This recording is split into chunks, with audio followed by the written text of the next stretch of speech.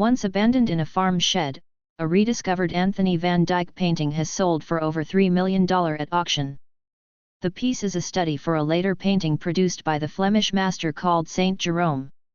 The final painting is currently held by the Museum Boijemans van Beuningen in Rotterdam. The study, which portrays a nude older man sitting on a stool, is unique for a few reasons, according to the Sotheby's listing. It's one of only 2 large studies that Van Dyck crafted from live models.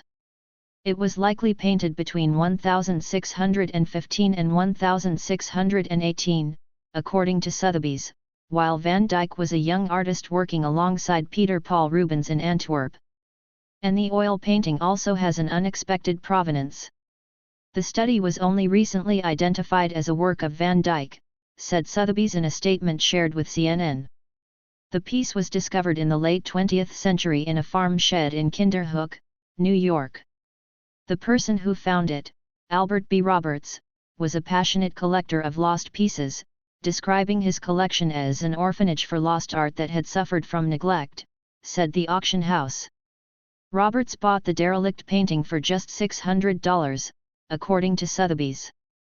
But shortly after, art historian Susan J. Barnes published an article in which she recognized the piece as a surprisingly well-preserved work by Van Dyck. The painting sold for $3.1 million on Thursday.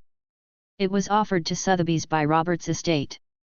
And a portion of proceeds will benefit the Albert B. Roberts Foundation Inc., which provides financial support to artists and other charities, according to the auction house.